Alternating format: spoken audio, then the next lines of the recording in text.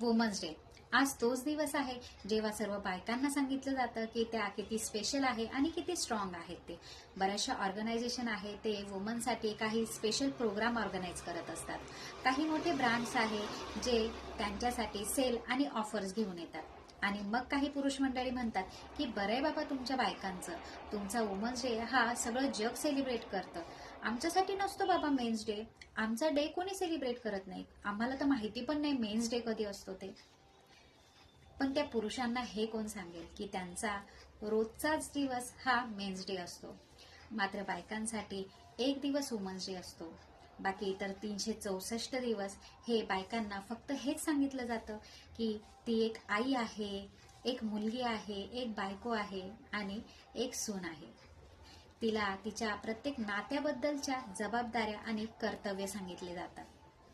आणि मग वर्षातला एक दिवस तिला एक स्पेशल ट्रीटमेंट देऊन तिने केलेले तिचे कर्तव्य आणि जबाबदाऱ्या याबद्दल तिला गौरवण्यात येते.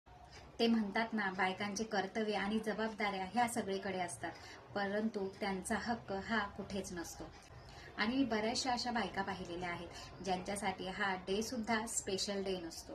त्यांच्यासाठी हा वुमन्स डे देखील इतर दिवसांसारखाच नॉर्मल रेग्युलर डे असतो. वुमन्स डे हा काही बायकांसाठी फक्त व्हॉट्सअप मेसेज आणि स्टेटस पुरताच मर्यादित असतो. And the most important thing, we always cheers and inspire women to become independent. But instead of that, if we try to minimize the dependency of men on women, then definitely we can make a change. कारण अजूनही आपल्या समाजामध्ये फक्त मुलींनाच हे शिकवलं जातं की त्या कशा इंडिपेंडंट होऊ शकतात, ते त्यांची फॅमिली, त्यांच्या जबाबदाऱ्या, मुलं आणि वर्क लाईफ कसं बॅलन्स करू शकता.